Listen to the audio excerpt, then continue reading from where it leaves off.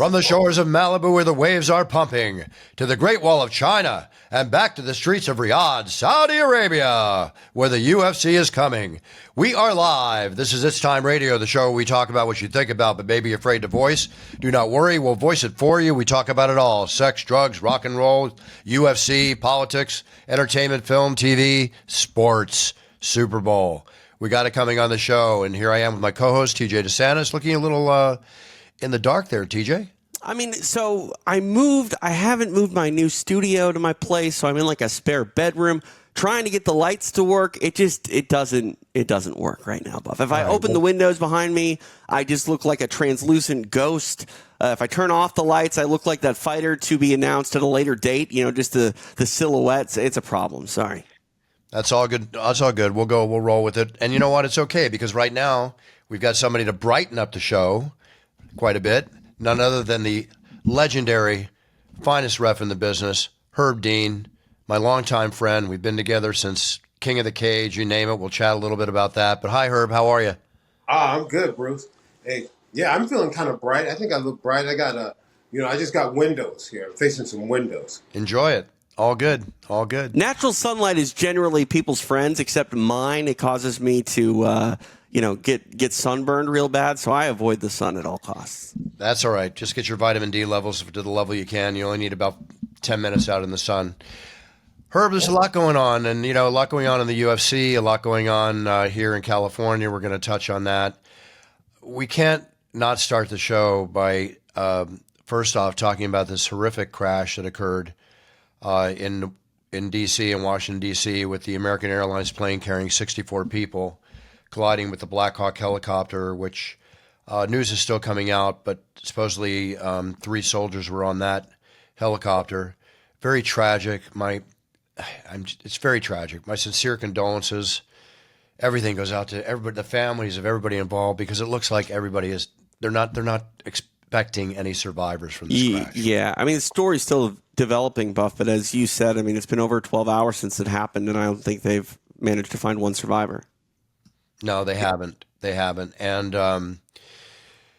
whether with the cause, this out or the other, it'll come out. But, this is the first time in 16 years there's been a fatal crash in the United States with the U.S. airline. Yeah, with the airliner. Yeah, it's like small jets and prop planes. They have, casualties and accidents all the time. But, all 3 of us get on planes quite often. And I think in the back of our minds, we think about, is this safe? Like being in a metal tube, traveling 35,000 feet in the sky at 500 miles an hour, it's just an unnatural thing. But, I keep my eye on statistics like that from time to time. And you're right. Historically, we've been the safest country for commuter air travel each and every year. And like you said, it's been, a decade and a half since something major's happened. Yeah, I know. There's been signs of the possibility thereof. But, again, we can't really elaborate too much. Let's just hope there is a survivor somewhere, but I guess not. I'm just sorry to say. Herb, are you a nervous flyer? Do you get along? No, I'm not. But, with all these, because there's been a lot of crashes internationally, too. Yeah. And you never know what is the cause. And so, that I've been thinking about that a little bit lately. But I'm usually when I get on a plane, I just go to sleep, Hey, that's a skill, man. Thing, Herb. Huh? I try to do the same thing. Yeah, I just, that's I think why I'm able to travel so much, because I really can't get on a plane without going to sleep, Yeah, but also too, there's a lot of these long trips that we wind up staying awake. I mean, I've got 16 or more hours to Sydney, Australia on Monday, going to Riyadh, that kind of a trip. And if we ever make the South Africa show, which I would think you'd be called in to referee, I check the flights, and depending on the city, there's like one city, but it's pretty much a one connector, 2 connector, 39 hours. Oh my God. Wow. That's got to be the longest you could get, no? Yeah, well, there's like 8 hour plus layovers in the airport in between flights. Oof. Wow. Okay, so yeah, I heard that's the farthest flight, right? South Africa? To my knowledge, it is, yeah. Yeah, from us. Hey, we have a great job. People would love to have our job. Let's enjoy what we have. And I always say, kidding and not kidding, the most difficult part of the job is the travel, period. That's what they pay you for, in my opinion. Yeah. Don't get me wrong. You both have skills next to none, second to none. But the reason the job requires the payday is the inconvenience that it puts on your life. And I don't think there's anything more inconvenient for anybody than traveling itself. Part of the payday, not the whole payday. Fair Part enough. of it. Yeah. Well, well, you think about it, it's like people hit me, people have different views on it. People always ask me if I get sick of traveling or whatever, if I get sick of the flights. And, it's what I asked for. And, That's what you sign up for. in the right place. And I'm not going to complain about seeing the world. I'm not going to, even if I'm a little tired right then, I always try to keep my mind wrapped around the fact that it's a dream life that I asked for, and that I've been able to get and live. And luckily for me, I sleep really well on planes, so I think that I'm kind of built for it. I sleep really well on planes too. A lot of people don't. I feel bad for them, but okay. Again, tragic news. Can't comment beyond that. All the results and the facts will come out when the FAA does their investigation of what happened. What's alarming to me is you mentioned the plane, hit the helicopter, and from my very amateur experience in looking into this stuff, flights generally have patterns. Airports have flight patterns for their commuter jets, and helicopters, they're a bit more free roaming. I'm not trying to place the blame on anybody, but obviously that helicopter drifted in an area where I don't think it was supposed to. Right. And, let me say this before I say the next thing. A life lost is a life lost. There's no difference between celebrity, sports star, working man, working woman. But one fact that came out, once again, figure skaters were on, USA figure skaters were on the plane. I don't know exactly how many, but there were more than just a few. And there was a plane crash back in '61 that killed 73 people, and it took out all 18 members of the U.S. figure skating team. Oh, my God. Yeah, that was back in '61. So not that that has anything to do with this one, but actually it almost has an effect on the future of the sport. For sure. Absolutely. If those were the elite. But correct me if I'm wrong, didn't the University of, or Marshall University, have their football team pass away in a jet crash?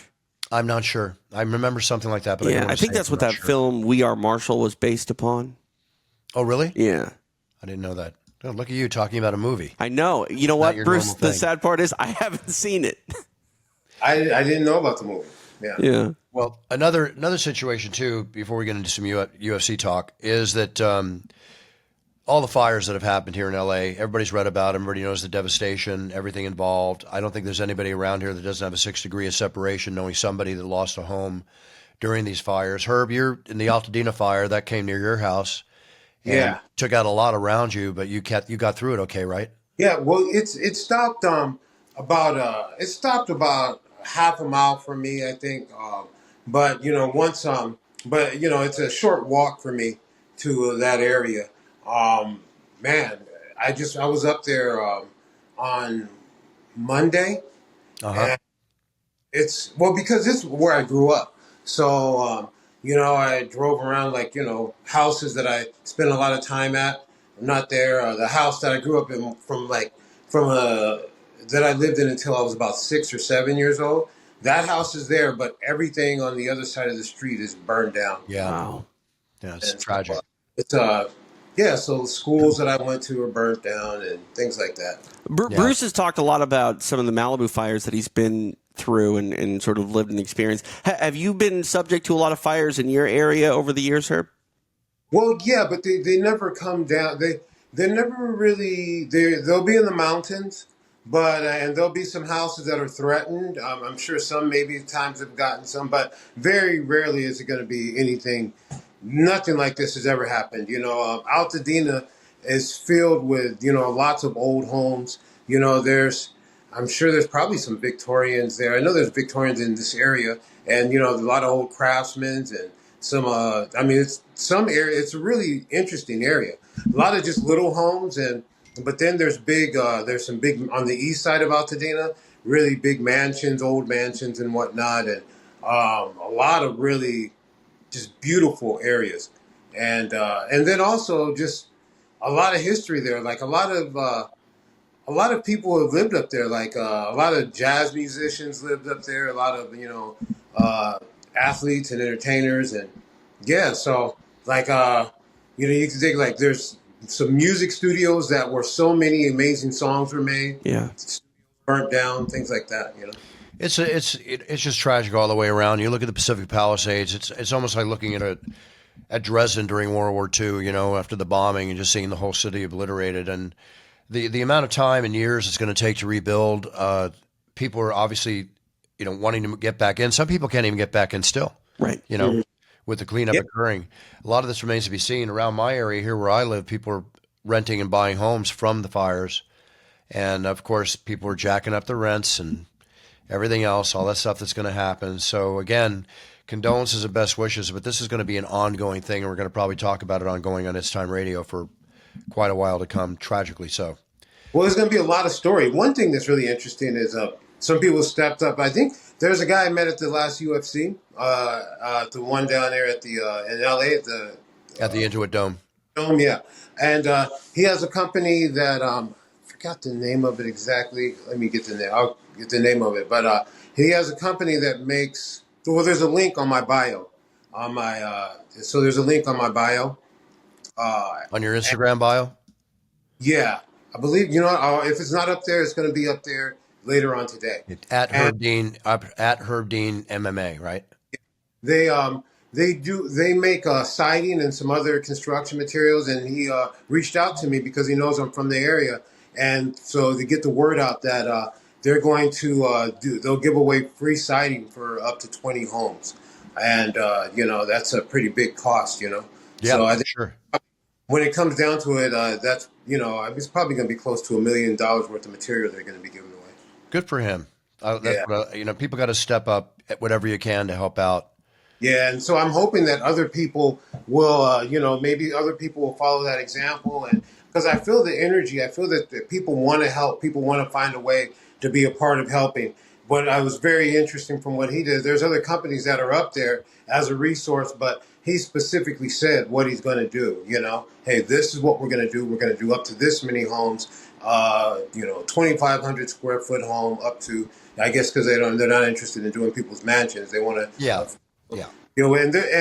and also I didn't think about the fact that there could be a lot of people up there that didn't have homeowners insurance because, there's a lot of homes up there where people are not paying mortgages. I'm paying a mortgage, so I have to have insurance. But there's a lot of people. I think their homes were paid for, and a lot of homes have been passed down, and insurance went up. And maybe sometimes, or somebody's insurance got canceled and they didn't go and hustle to get a new one. You know what I mean? Because you didn't have a mortgage that depended on it, and so I think there's maybe quite a few people who are uninsured. Well, the insurance companies, we talked about this the other week, but the insurance companies, they're canceling fire insurance, canceling earthquake insurance in certain areas. I know Laguna Beach, a lot of people got canceled in their fire and their earthquake insurance, but that was about 2 weeks or more before these fires broke out. It's just difficult, all the way around. And fire insurance is something you got to have. Because it just can't start with a brush fire. It can start inside the house. Well, out here, too, where I live, North Orange County, almost into the Inland Empire, there was a big fire here like 4 or 5 years ago. And after that, a lot of the homeowners insurance, they didn't want to offer fire part of that. And talking to some people, they've had to get insurance through like subsidiaries through different states. And like just listening to the process of what is involved to get it, I just feel like there's loopholes there that these people are thinking that they're covered, but should something ever happen, like good luck trying to get them to pay out because they're just. Well, one last note on all that, and pardon me for interrupting you. One last note on all that. State Farm Insurance is dealing with a lot right now. They've canceled a lot of policies. You can't even get a new policy where I live. If you want a new homeowner's policy or something like that, so you got to stick with what you got. Each area is different. Let's just, again, hope the best for everybody. Hope the government steps up, does what they need to do. And, that, again, big congratulations, bowing to all the firefighters that were with L.A., all the way from Mexico up to, north of the country, everybody pitching in to help and save these areas. And they broke out so rapidly. One of my close friends during the Palisades fire had to come stay at my house because his house was in the line of fire. Goes home, and a week later has got to come back and stay again because another one broke out a half mile from his house. And I was It just going to hasn't say, come out Bruce, yet, but I really do believe that arson is potentially possible for a lot of this. Yeah, yeah, that's super scary. yeah. And the thing about it is that when that wind was so, Heavy. yeah, we had the wind was so heavy. We've had wind that heavy before, but not that heavy. I don't know, man. It was just the wind alone was pretty rough to deal with. Outside, you go outside and you can get hurt. Yeah. Things you find around like a big sign almost missed our car. So our neighbor's trampoline got airborne, and it's a huge trampoline just flying down the street. The, the, And it's like, yeah, it was crazy all the stuff that was happening. there's, But then with that, they made the fire move so fast. yeah. I always make a bad joke. It's a bad joke, I guess, now that I didn't have enough money for that to be a problem for me. I'm not in an area that's usually threatened. So people are always asking me, are those fires or the landslide? Like, well, no, it's usually people whose house is up close looking at a Yeah. hill on a view or something like that on a cliff. And I'm in a neighborhood that's got a grid, and you have to go through a lot before it got near me. And the unfortunate thing is, it's really hard to wrap your mind around. I mean, I haven't been out to the Palisades to see that, but around what's happened in my area, I mean, almost a whole town, Altadena. There's Pasadena and Altadena. I mean, I've seen the majority of Altadena is like pretty beat up. I mean, to the ground. Yeah, that's crazy, and you're kind of right, Herb. We think about these mountainsides and these canyons, going up, but the fact that the fire has jumped from these to burn city blocks, residential housing tracts, just it's hard for me to wrap my mind around it. And like you were saying, Bruce, it looks like something straight out of a movie. Yeah, it does. It does. Guys, we can go on and on about it again. We got to wait and see how the results turn out. Thank God, Herb. Thank God you're okay. Thank God all the other people are okay. There's a lot going on, man. Let's talk about some positive stuff. How's that? Let's do it. Yeah. Okay, let's do it. Okay. With all respect to everything that we're talking about. Pat Riley in the NFL Super Bowl. Okay. What do you think the Super Bowl has to do with Pat Riley? Give me Pat give me Riley's one an guess. NBA guy, no? Yeah, think about Pat Riley. What did Pat Riley trademark? Oh, three-peat. Three-peat. Yeah. If Kansas City wins the Super Bowl, it's been estimated he stands to make $1 million or more off his trademark because obviously they're going to use it, right? Wow. I didn't know he trademarked it. He trademarked it back when Chicago made the run, right? And he made it supposedly. I read an article on this, but going all the way back over 30 years ago when I started managing Michael. One of the things that gave me the emphasis to manage Michael is I read that Pat Riley made $1.5 million was the quote off licensing his trademark three-peat. Yeah. And it was the first time I ever read about it, somebody trademarking something like that. So that gave me, along with my other thoughts previous of trademarking it, that really locked it in for me to meet with the attorneys and find out how to trademark Let's Get Ready to Rumble properly, going way back. So thank you, Pat. And if he makes $1 million off it, more power to you, Pat. Go for it. And that's one that there's no ambiguity about. Like, he will definitely get that. It's a lot of people, I mean, you've talked about this a lot, Bruce, trademarks. Just because you own the trademark doesn't mean it's always enforceable. But clearly he has a history, three-peat. You're not stumbling across that by accident. You're doing it, with intention. And obviously he'll stand to make some money. Exactly. More power to him. People are smart enough to go ahead for it and make it happen, and reap the rewards if you can. And one thing I will say on that real quick, Bruce, about trademarks, and one thing I admire about Herb is so good at his craft. I feel like we've seen a lot of referees over the years. They have these gimmicks that they try to do, and sometimes that gimmick almost it sort of overshadows their ability to officiate. And Herb, I admire. You have style and flair. Don't get me wrong. You have a brand about you, but it's very much a natural brand. You don't force trademarks. You don't force a lot of things. Like if there's anything that you do that is a brand, I think it's when Bruce says, and your referee Herb Dean, you go, that's you get a little hat tip. But like I appreciate that you're just a guy who goes to work and doesn't seem to go outside of their lane to try to get publicity and adoration. Well, I probably should go out of my lane to try to get some money. Nothing wrong with that. But I definitely thanks for noticing that, because I think that I try to make that my style. That I'm here to facilitate, an environment where these guys can shine and be as consistent as I can. I'm here to support.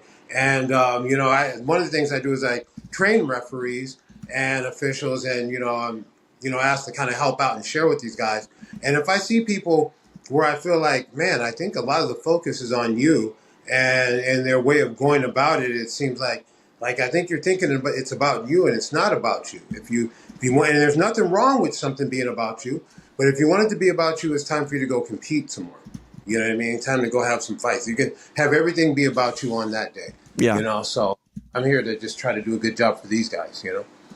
Right. That's it's actually funny. what is that?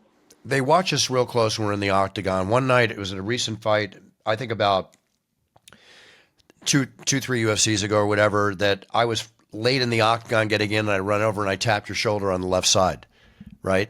Uh-huh. And all of a sudden I see on Twitter, there it is. That's how he tells Herb. He taps him on the left shoulder, It's like they watch every move we make, right? Yeah. And at that point, he was correct in that, but that's not how we do it. We talk to each other when I'm in. I was just late getting in the octagon at that point.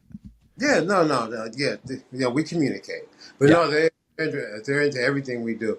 But that's something I'm excited about right now. That's about officiating is the officiating course I do. I've been doing it for a while, and man, a lot of the guys I'm working with the guys, and I see them coming up, and I see them at high level shows now. At the show that we just did at the UFC at the Intuit Dome, I got to work with all the guys who helped me teach the course, who were actually all former guys who went through my course, and so it's just it's really that's what I'm excited about. That the standard in officiating is getting better. Yeah. And there's contributing and helping make other guys better. Do you do any thanks reffing to you, besides? Herb, you're out there teaching them, and that's very important. Do you do any reffing besides MMA, Herb? That's it. MMA.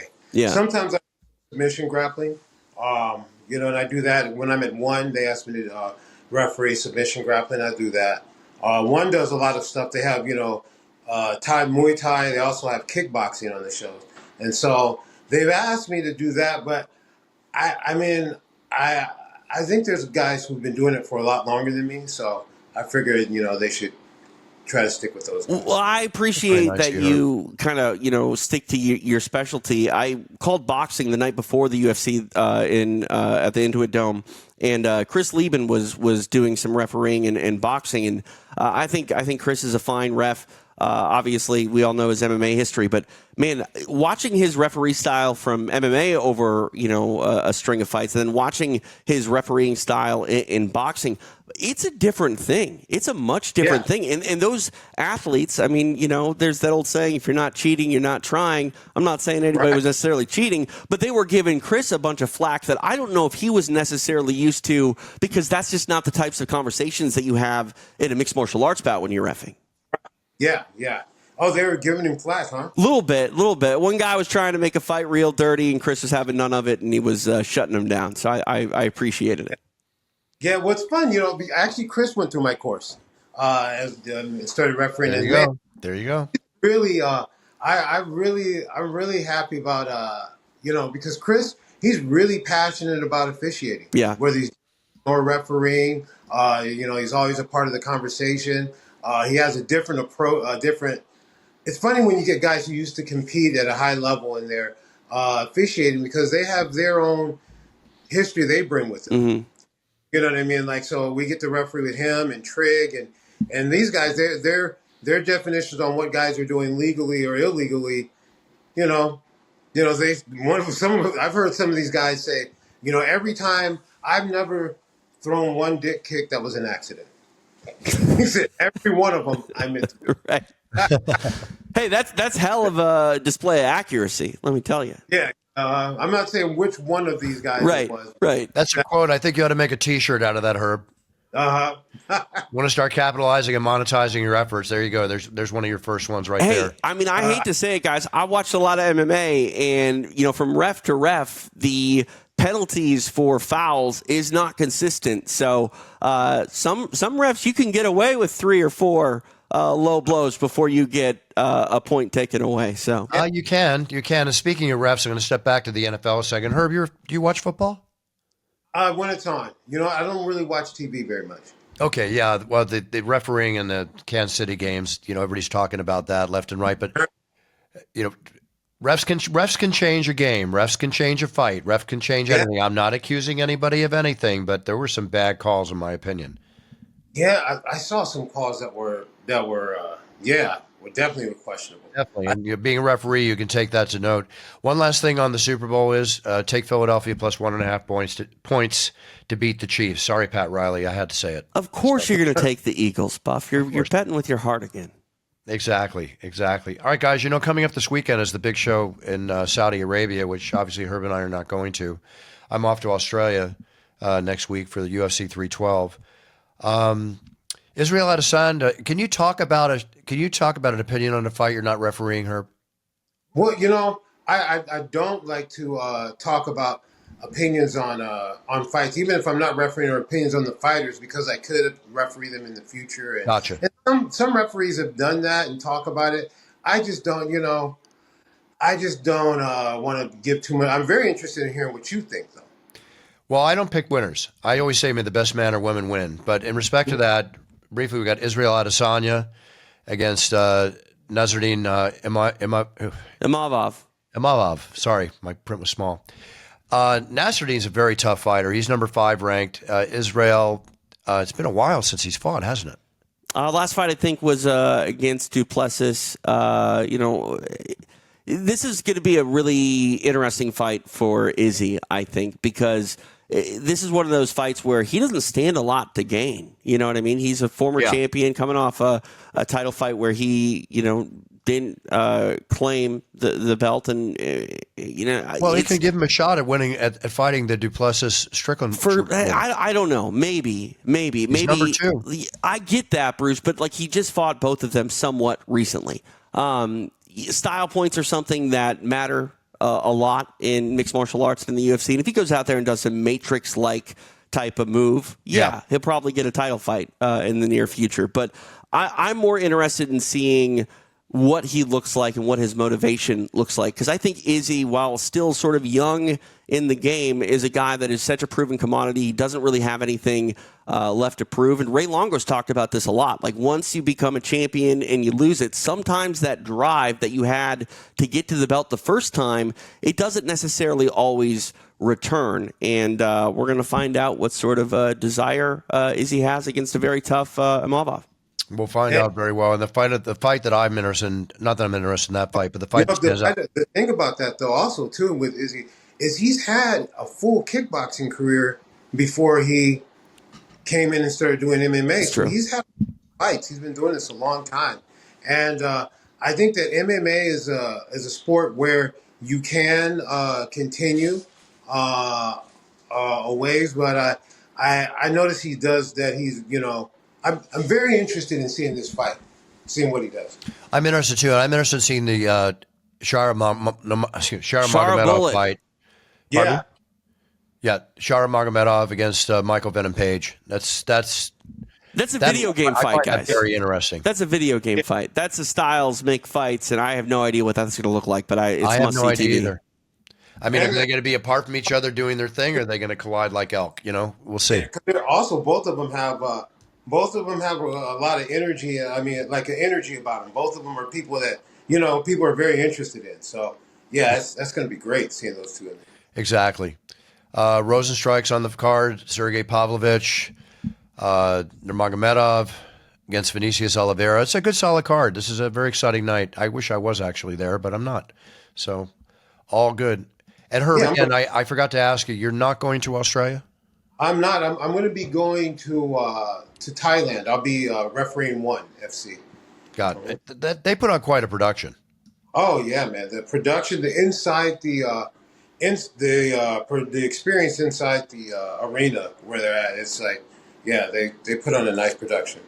Let me ask you about a big production that's been coming on recently. Conor McGregor's with the bare knuckle fighting championships, right?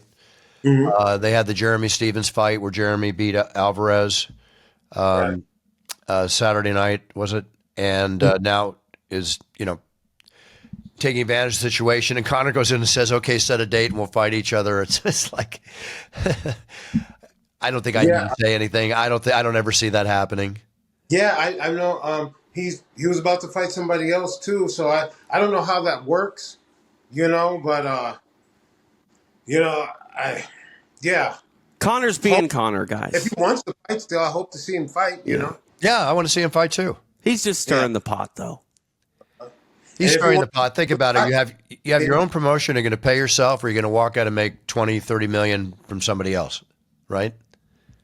well, I mean, if you build it from the, if you it's maybe it's sometimes it's good to put that energy into your own thing. Oh, it would be. Yeah. It would pay. He'd get paid back in spades. But I'm sure. guys, he's under contract with the UFC. They're not going to let him fight Jeremy Stevens and bare knuckles. Yeah, So. that's right. They're not going to let him do that. I'm Yeah, surprised. that's what I'm thinking. From a business point of view, I think it would be good because it would put the eyes on his promotion. The bottom line, people are paying to watch him. And then on top of it, what it would do for his business is, it would have a residual for years to come. People continue to watch it, even when he's not fighting. So I think that makes sense. Gotcha. Yep, I agree. I agree. Like Mayweather. Listen, I'm sorry. Go ahead, TJ. Herb. I said like Mayweather, right? Exactly, like Mayweather. All respect, though. I mean, you can say he didn't fight this guy, he didn't fight this guy, but he fought this guy, and he did fight this guy, and he did fight this guy. Fight's fight, right? How do you think Mayweather would have fared in the 90s and, with the De La Hoyas and the Marvin Haglers and Tommy Hearns and Duran in their heyday? That was that was murderer's row right there. I mean, Totally. that was, 100%. yeah. 100%. Yeah. Hey, Hearns, Hey, man. Tops came over to my house yesterday, and I signed a bunch of cards. These new cards are coming out. This UFC royalty cards. Are you in that group at all, Herb? Are you in that? I don't know if I'm in the royalty one that's coming out. I was in some cards that Tops did. No, I think the last one I was in. Who was the last one they just had? The last person. Panini did them. Yeah, I did the Panini cards. I don't know if I've done the Tops. I don't think no one's reached out to ask me to do it. Yeah, they're beautiful cards. Yeah, they should make one of you most definitely. Yeah. I know they're coming out with more. Well, one of the cards, it was a really cool thing, man, that Dana did. I was at a fight a few UFCs back, and I haven't mentioned it to him and thanked him for it yet. But he was doing, I guess, he does a show where he opens some cards, and I don't know if he opened mine on the, whatever he was doing, but he did come across an old card of me refereeing, and the picture is me refereeing a Chris Lieben fight. Did he give it to you? Yeah, he had him give it to me. And it was laminated. He had it laminated, and they came down. I guess they said, "Hey, make sure that gets to her." So that was really cool because, I'm sure that fight was probably from early, like 2000, maybe 2007 or something like that. Yeah. And to get something like that, almost 20 years later is like, yeah. It No, it's freaks awesome. me out that you just said that's 20 years ago, Herb. That doesn't feel like 20 years ago. Yeah, Hey I know. guys, February 16th, 29 years. Wow, Buff. Congrats. Yep. 29 years in the UFC. Yep. Yeah, I think I've been refereeing probably since around 99, 98, something like that, and I've been in the UFC since 2004. Yeah, I started in 96, and I was doing those early King of the Cages when you were still fighting and refereeing, and it's just amazing back then. It was a good purse was like $500 a night at those days. Oh yeah. Yep. You want to know what's Those are terrifying, great shows. guys? I love that show, Herb. I really enjoy the King of the Cage. Oh man, King of the Cage. I was just talking to Quentin. I went and did his thing, and just once I started thinking about all the different interesting things that happened back then, King of the Cage, and also remember because MMA wasn't legal in California. I don't know, and it wasn't even legal in Nevada yet. No, we were on the Indian reservation. Yeah, and so out in the middle of the desert at an outdoor stadium that they built, they had like 8,000 people sometimes. Yeah, that's Yeah, we crazy. did. It was built up. We'd have as little as 1,500, and it just kept building and building. And did you work the night when it rained? When they were Oh yeah, yeah. Wet n Wild was the name of the Wet and stadium. Wild, yeah. Wet n Wild, yeah. I'll And never that's a forget that stacked one. card, guys. Like, if you look at the talent that was on that card, like, some of the Yeah. biggest names at the time were fighting out there at Saboba. Yeah, I remember- Eve Edwards on that card, Wet n Wild, right? Yep. Eve Edwards fought. Yeah, I think, like, Daiju Takase was on it as well. if I'm remembering correctly. I mean, all those King of the Cages, they run together, but like it was, like you said, out in the middle of, relative nowhere, but you had guys coming from all over the place to compete. Right, because a lot of the Pride guys would come through and fight. Yeah. Remember Robert there. I remember I met him. He was in the back. He was there to maybe I think he was cornering somebody or something, and he was smoking a cigarette. I was like, well, everybody's just sitting there like, Sakuraba smokes. You know what I mean? And one of the other things I remember about that, you remember that guy D'Artagnan, who was a jujitsu instructor around the valley, and he has a name like sounds D'Artagnan, like an adventurer, but he was one of those guys who like he was one of those guys who's like he's almost like the Count of Monte Cristo. He can do everything, right? And I asked him off the wall questions because I knew he'd have an answer. Like, D'Artagnan, how long can you hold your breath? 5 minutes. You know what I mean?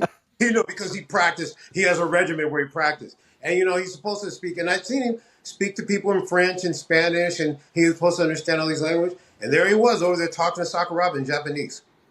That's amazing. I think back at this is amazing. I think back King of the Cage, and you remember when I think it was Ken Shamrock got in a fight in the restroom. I forget what the guy got fighting, and the guy went. He fought with Mark Hall. Mark Hall. I was walking out of the restroom, and he was walking in. It was like I missed that, being involved in that one, or being witnessing that by like 10 seconds. Yeah, me too. I remember walking by and I see this trail of blood. Well, no. First, I remember Ken Shamrock coming, and he had I didn't say hi to him because of the look on his face. Yeah. He was in a bad mood, and I could tell that that I just didn't want to say hi to him. And then I walk around somewhere else, and I see a trail of blood. And then I go in the back to do some work. I'm going back there to check in fighters and stuff. And I hear somebody, man, Mark Hall, Ken Shamrock just beat up Mark Hall. And the guy, remember the guy asked him, what happened? Well, he just started punching him. He goes, Mark didn't, use his guard. He didn't get him in the guard. No sweeps. Nothing. No, man, he just got. Bathroom floors. I don't recommend ever getting in a fight in a bathroom because you can fall and hit your head and you're done. Oh yeah.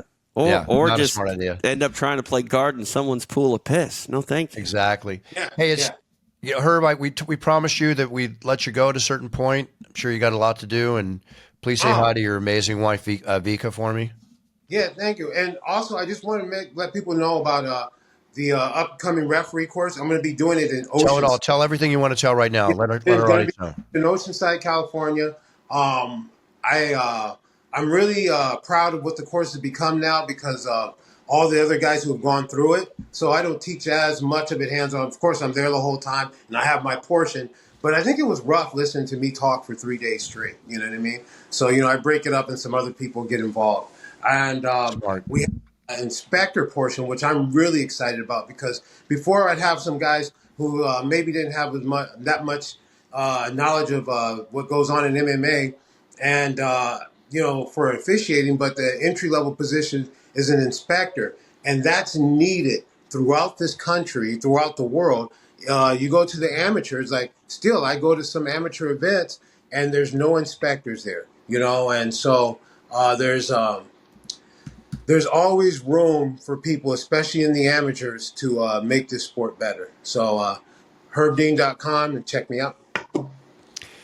The best of the best, Herb. I mean, we're friends, we're brothers, we've known each other a long time, but I'm seriously, the best of the best. You are the best of the best, man. Thank you. What's crazy is that people don't understand the level of dedication that you have. How the preparation you do to get the names right.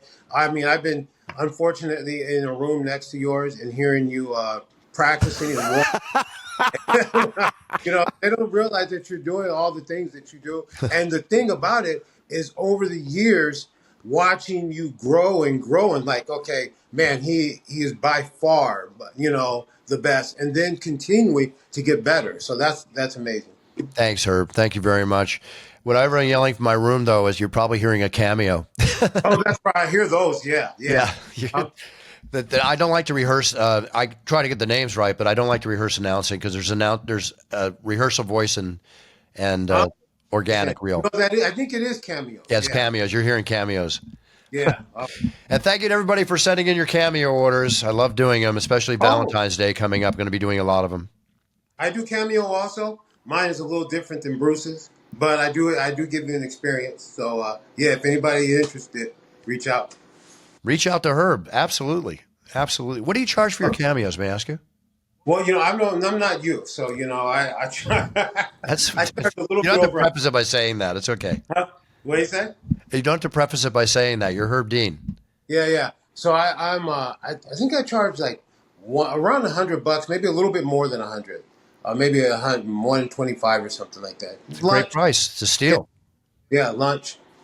Great Yeah, price. so yeah, buy Awesome. me. Do it. Get Herb Dean. You'll get. I've viewed a couple of your cameos because you can see him on your site. So you do a great job, Herb, and I'm sure the people absolutely love it. All right, Herb. Pleasure to have you on. Thank you. When am I going to see you again? I guess I'll see you in Seattle. No, No, see you in Vegas soon. I think maybe we'll be. March. Yeah, I think I'll see you in March. March Vegas, March 8th. Cool. All right, I'll see you there. Okay. Hi, everybody. I've had an absolute blast recording your championship intros on audio and also on video. And for those of you that didn't know, the videos can be done special exactly the way you like them because these are green screens and we can do them with a scene behind me. Do you want a fighting scene? Do you want a beach scene? Do you want a race car scene? Any scene you want, we can give it to you. It's your theme and my pleasure. Just write our offices and we will answer you with the exact fee involved and how it'll get done. So here we are, and now it's time, and it's your choice. Cheers! Herb Dean, folks. Herb Dean has left the building. He's a great guy. Yeah, really good one of the guy. best. And that old saying, like, oh, he's one of the best and one of the best. Herb is truly one of the best. No question. Yeah, No if question. not the best. At this point, I can't really think of anyone who has more experience inside the UFC reffing than Herb Dean. I can't think so either. Again, I've known him for so long, but always very cool. And he's a good friend too. Yeah, I'll never forget when he made a special trip with my beloved mother. He came over to see her because she always he's like her favorite personality in the UFC, aside from her son. Sure. And he made a special trip over to go say hi to her. And how can you thank somebody enough for that? Oh, absolutely. And that's the type of guy that Herb is. And, also too, like I was saying about his, lack of a gimmick or anything, like fighting and martial arts and officiating, it's just Herb's life. It's just his passion. And obviously he's been able to make a career out of it. And you can't ever be mad at somebody for making money and doing what they love. But I think this is a community that Herb would be in, whether or not he was where he's at. Yeah. Exactly. All right, TJ, let's sign off. Anything going on? Let's see here. No, nothing relatively. I'm sure there's something, but okay. There's a UFC on Saturday. I think as people see this, I'm probably doing a stream on middleweights over the history of the UFC on Fight Pass, so you can tune in, check that out on the UFC Fight Pass YouTube. But follow me on X and Instagram at TJ DeSantis, all that fun business. Okay, sounds good. And for me, I will see you all in Australia. Looking forward to that. Again, I touched on it before, but the audio and video orders you're sending in to my website at brucebuffer.com, we're having a blast doing all of them, starting to get the Valentine's Day orders now. And Cameo, I've been recording them and sending them out a lot, and the Valentine's Day videos are coming in. So Valentine's Day is coming up. You want a special message to your loved one? I'll make it as exciting for you as possible, per your script. There you go. All good. I will see you all, not this weekend. This weekend, the reins have gone to Joe Martinez over in Saudi Arabia, and I will be in Sydney, Australia for UFC 312, and looking forward to everything. Next week, travel time. We'll talk. Fair enough. Okay, everybody. Have a great day. Set your goals. Write them down. So when you step on that yellow brick road to success, you be the best you can be, because by doing that, you're winning. And that's what we're all about in It's Time Radio. Be the best you can be. Be a role model to your sphere of influence. Be honest, be strong, and appreciate this wonderful world in which we live. Take care, everybody. Big cheers. Buffer out.